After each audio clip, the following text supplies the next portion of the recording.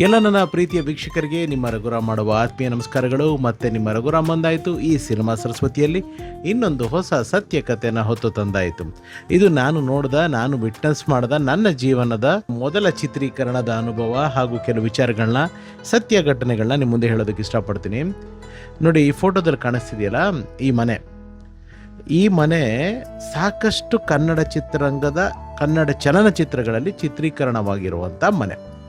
ನಂದು ಮೈಸೂರು. ನಮ್ಮ ಮನೆ ಮುಂದೆನೇ, ಅಂದರೆ ನಮ್ಮ ಮನೆಯಿಂದ ಒಂದು ಫರ್ಲಾಂಗಲ್ಲಿ ಈ ಶೂಟಿಂಗ್ ಮನೆ ಇದ್ದಿದ್ದು.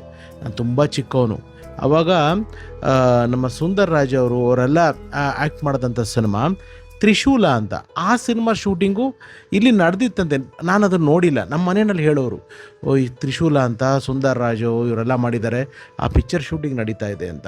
ಬಟ್ ನನ್ನ ಲೈಫಲ್ಲಿ ಫಸ್ಟ್ ಟೈಮ್ ನೋಡಿದಂಥ ಸಿನಿಮಾ ಶೂಟಿಂಗ್ ಅಂದರೆ ಗಾಯತ್ರಿ ಮದುವೆ, ಅನಂತ್ನಾಗ್ ಸರ್ದು. ಅಂಬಿಕಾ ಮೇಡಮ್ನ, ಅನಂತ್ನಾಗ್ ಸರ್ನ ಮೊಟ್ಟ ಮೊದಲನೇದಾಗಿ ಆ ಮೇಕಪ್ಪು, ಆ ಬಣ್ಣ, ಲೈಟ್ ಜೊತೆ ನೋಡಿದ್ದು. ನಾನು ತುಂಬ ಸಣ್ಣವನು. ಆ ಚಿತ್ರೀಕರಣ ನಡಿಬೇಕಾದ್ರೆ ಇದೇ ಮನೆಯಲ್ಲಿ ಆ ಚಿತ್ರೀಕರಣ ನಡೀತಾ ಇತ್ತು. ಸೊ ನಾನು ಬೆಳೀತಾ ಇರೋವಾಗೆ ಸಾಕಷ್ಟು ಚಿತ್ರಗಳು ಇಲ್ಲಿ ಶೂಟಿಂಗಲ್ಲಿ ನಡೆದಿತ್ತು. ಅರ್ಜುನ್ ಸರ್ಜಾ ಅವರ ಪ್ರೇಮಾಗ್ನಿ ಇದೇ ಮನೆಯಲ್ಲಿ ನಡೆದಿತ್ತು. ಆ್ಯಂಡ್ ಇನ್ನೊಂದು ನಾನು ನೋಡಿದ್ದ ಸಿನಿಮಾ ಇದೇ ಮನೆಯಲ್ಲಿ ಚಿತ್ರೀಕರಣ ಆಗಿದ್ದು ನಮ್ಮ ರಘುವೀರ್ ಸರ್ ಅವರ ಶೃಂಗಾರ ಕಾವ್ಯ, ಚೈತ್ರದ ಪ್ರೇಮಾಂಜಲಿ ಆದಮೇಲೆ ಬಿಡುಗಡೆ ಆದಂಥ ಸಿನಿಮಾ.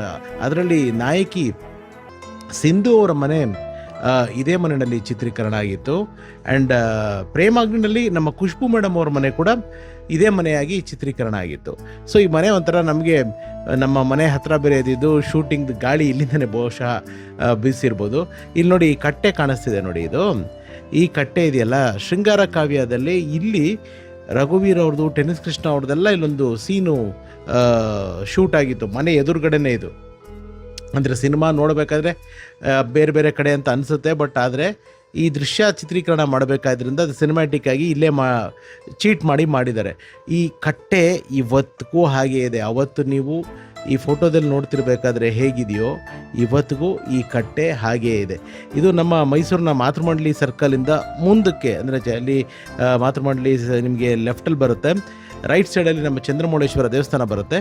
ಅಲ್ಲಿಂದ ಸ್ವಲ್ಪ ಮುಂದೆ ಬಂದರೆ ಈ ಮನೆ ಇತ್ತು. ಇವಾಗ ಇದು MTR ಹೋಟ್ಲಾಗಿದೆ, ಮೈಸೂರಿನ MTR ಹೋಟ್ಲಾಗಿದೆ. ಆ ಮನೆ ನೆನಪುಗಳು ಯಾವಾಗಲೂ ಚಲನಚಿತ್ರಗಳಿರುತ್ತೆ, ಬಟ್ ನೋಡೋದಕ್ಕೆ ಇರೋದಿಲ್ಲ. ಇದು ನಮ್ಮ ಜಯಲಕ್ಷ್ಮೀಪುರ ಕೆನರಾ ಬ್ಯಾಂಕ್ ಎದುರುಗಡೆನೆ ಬರುವಂಥ ಮನೆ. ಅಂದರೆ ಚಿತ್ರೀಕರಣದ ತಾಣಗಳಿಗೂ ಕೂಡ ಒಂದೊಂದು ಕತೆ ಇರುತ್ತೆ. ಲಕ್ಕಿ ಮನೆ ಅಂತ ಹೇಳ್ತಾರೆ. ಬಹುಶಃ ಈ ಮನೆಯಲ್ಲಿ ಮಾಡಿದಂಥ ಸಾಕಷ್ಟು ಸಿನಿಮಾಗಳು, ಶೃಂಗಾರ ಕಾವ್ಯ ಹಿಟ್ಟು, ಗಾಯತ್ರಿ ಮದುವೆ ಹಿಟ್ಟು, ಪ್ರೇಮಾಗ್ನಿ ಹಿಟ್ಟು, ನನಗೆ ಗೊತ್ತಿರೋದು ಇಷ್ಟು ಚಿತ್ರಗಳು. ಇನ್ನೂ ಸಾಕಷ್ಟು ಚಿತ್ರಗಳು ಮಾಡಿರ್ತಾರೆ. ಒಂದೊಂದು ಜಾಗ, ಒಂದೊಂದು ಸ್ಥಳ, ಒಂದು ಸಿನಿಮಾಗಿರ್ಬೋದು, ವ್ಯಾಪಾರಕ್ಕಿರ್ಬೋದು, ವ್ಯವಹಾರಕ್ಕಿರ್ಬೋದು, ಎಲ್ಲದಕ್ಕೂ ಒಂದು ಪಾಸಿಟಿವಿಟಿ ಕೊಡುತ್ತೆ. ಹಾಗೆ ಇಲ್ಲಿ ಈ ಜಾಗನೂ ಅದು ಕೊಟ್ಟಿದೆ ಅಂತ ಹೇಳಿದ್ರೆ ತಪ್ಪಾಗಲ್ಲ.